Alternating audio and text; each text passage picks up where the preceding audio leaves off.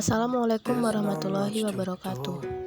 Yang terhormat kepada Ibu Widya Hesti Ningtyas selaku dosen pengampu mata kuliah Ekonomi Sumber Daya Manusia.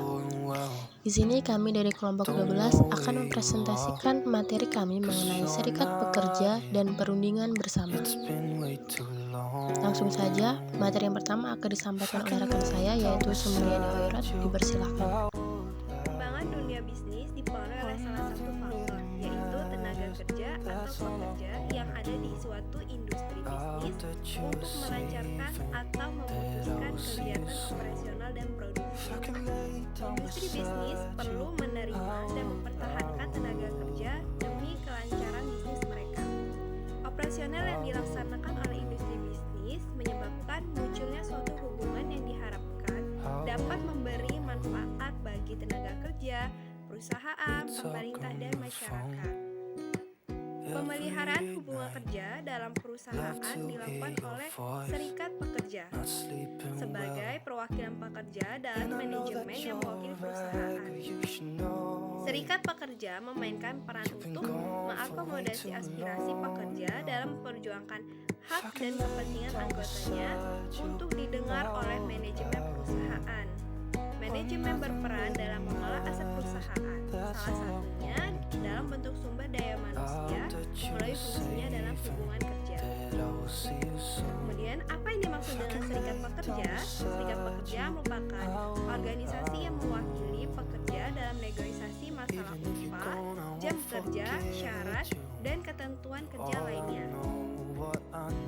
Menurut Rifai dan Sagala 2010 di halaman 872, serikat pekerja adalah tempat dan sarana bagi pekerja untuk berpartisipasi dalam perusahaan, untuk menciptakan hubungan yang harmonis dalam menghubungkan kepentingan pekerja dan pengusaha.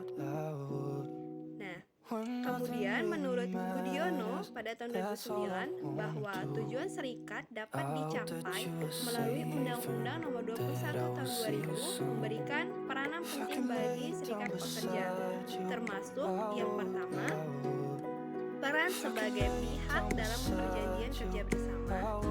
Yang kedua, peran menyelesaikan perselisihan industri. Yang ketiga, peran mewakili pekerja di lembaga biparti. Kemudian yang keempat, peran menciptakan hubungan industrial yang dinamis, harmonis, dan adil. Yang kelima, peran menyalurkan aspirasi anggotanya. Dan yang terakhir, yang keenam, peran memperjuangkan kepemilikan saham. Pembahasan selanjutnya adalah mengenai hubungan serikat pekerja dengan manajemen. Nah, serikat pekerja ini dibentuk karena sebagai upaya pemersatu karyawan sehingga karyawan memiliki rasa persaudaraan yang kuat karena kesamaan di bidang profesi. Nah, serikat pekerja ini terbentuk karena para karyawan tidak puas terhadap berbagai kondisi perusahaan, terkhususnya pada kebijakan yang telah diterapkan oleh perusahaan.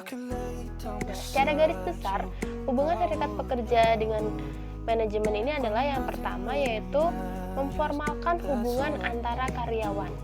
Nah, yang kedua adalah adanya perlakuan yang sama antar karyawan yang tergabung dalam serikat pekerja. Selanjutnya yaitu produktivitas dan disiplin kerja. Produktivitas adalah kemampuan seseorang untuk menghasilkan baik secara jumlah ataupun mutu. Nah, produktivitas dan disiplin kerja ini akan berjalan dengan baik apabila yang pertama itu terdapat jalinan hubungan yang baik antara pekerja dan manajemen. Nah, yang kedua yaitu adanya pekerja yang memenuhi kualifikasi kerja dan kompetensinya. Yang selanjutnya yaitu terdapat suatu sistem tentang proses dan prosedur kerja yang terbuka. Artinya pekerjaan dapat dilakukan secara sistematis. Yang selanjutnya yaitu terjadinya pendekatan job orient dan people orient yang melahirkan efisiensi kerja. Hal ini mendorong adanya motivasi kerja. Selanjutnya yaitu terbentuknya sarana komunikasi antar pihak Yang terakhir yaitu adanya program peningkatan keterampilan kerja sesuai perkembangan ilmu dan teknologi. Nah, yang selanjutnya yaitu serikat pekerja dalam pembuatan perjanjian kerja bersama. Jadi dalam pembentukan serikat pekerja ini ada yang namanya pembuatan perjanjian kerja bersama atau PKB. Gunanya untuk apa? Gunanya untuk sebagai bentuk secara tertulis antara karyawan yang telah tergabung dalam serikat pekerja. Nah, lalu bagaimana sih proses perundingan PKB itu apabila perusahaan mempunyai kelebihan lebih dari satu serikat pekerja gitu. Jadi kayak misalnya di satu perusahaan itu memiliki beberapa bentuk serikat pekerja. Nah, lalu bagaimana gitu kan proses perundingannya?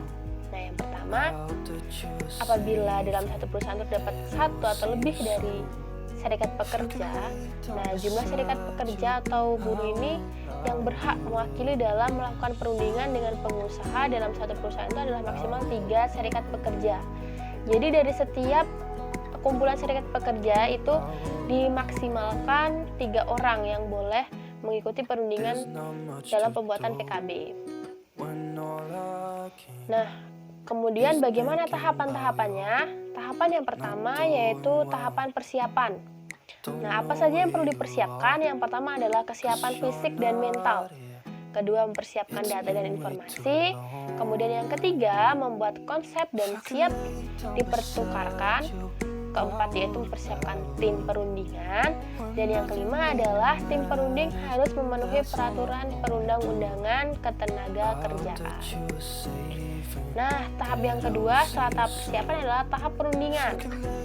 Pada tahap perundingan ini terdapat beberapa hal yang harus dilakukan oleh para peserta. Yang pertama yaitu merundingkan kondisi perundingan seperti tempat, waktu, biaya, penjadwalan gitu, serta hak dan kewajiban.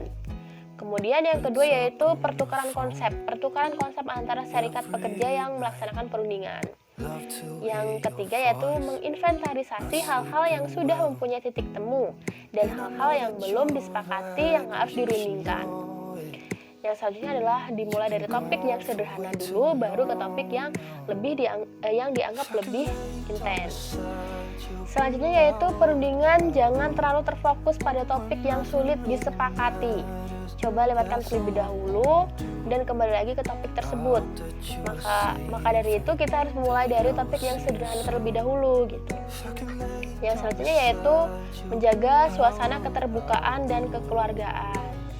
Jadi gunanya perundingan ini adalah bentuk musyawarah bersama bagaimana keputusan alangkah lebih baiknya itu seperti apa. Jadi dalam melakukan perundingan ini diharapkan tetap menjaga kenyamanan bersama.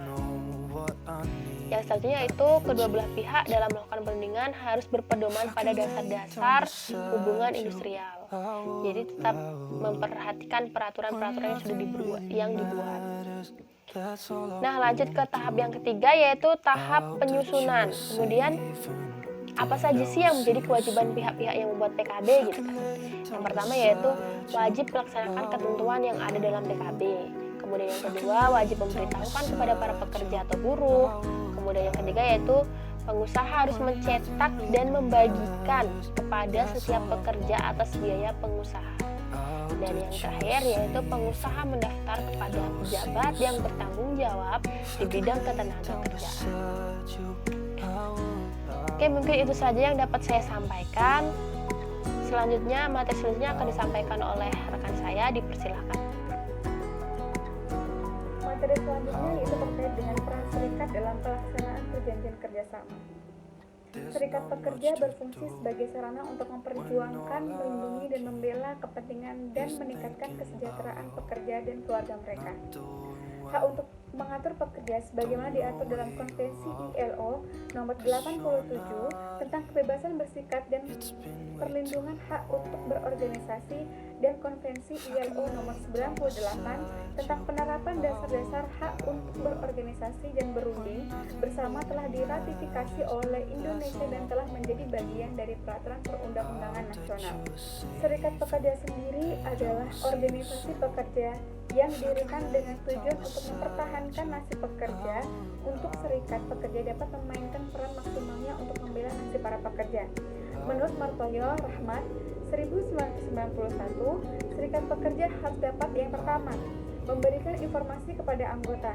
Dalam kaitannya dengan operasional perusahaan, biasanya informasi dari perusahaan terlambat tiba kepada para pekerja disebabkan banyak manajer dalam perusahaan tidak berfungsi sebagai sumber informasi yang terpercaya untuk pekerja mereka. Serikat pekerja di sini sebagai wakil pekerja tampil lebih penuh karena serikat pekerja dapat secara langsung terhubung dengan manajemen puncak, terutama tentang keadaan dan perkembangan perusahaan. Dengan demikian, serikat pekerja dapat menjadi sumber informasi efektif bagi anggotanya sehingga kesalahan informasi atau komunikasi dapat diatasi. Kemudian yang kedua adalah menjelaskan hak dan kewajiban pekerja. Serikat pekerja yang efektif dapat menghilangkan kesan bahwa seolah-olah pekerja hanya dapat menuntut hak mereka tanpa memikirkan kewajiban mereka. Oleh karena itu, serikat pekerja harus dapat membuktikan kepada perusahaan bahwa mereka telah memenuhi kewajiban mereka sebagai pekerja. Terakhir yaitu mewakili dan membantu pekerja. Posisi pekerja sebagai individu sangat lemah karena ketergantungan pada perusahaan. Oleh karena itu, serikat pekerja harus melakukan dan membantu anggotanya. Sejak awal, serikat harus mengambil sikap yang menguntungkan kepada anggotanya. Ini berarti bahwa jika serikat yakni anggotanya tidak bersalah, maka harus dipertahankan dari segala bentuk hukuman. Namun, jika serikat yakni anggotanya bersalah, maka seharusnya dipertahankan untuk hukuman yang paling ringan.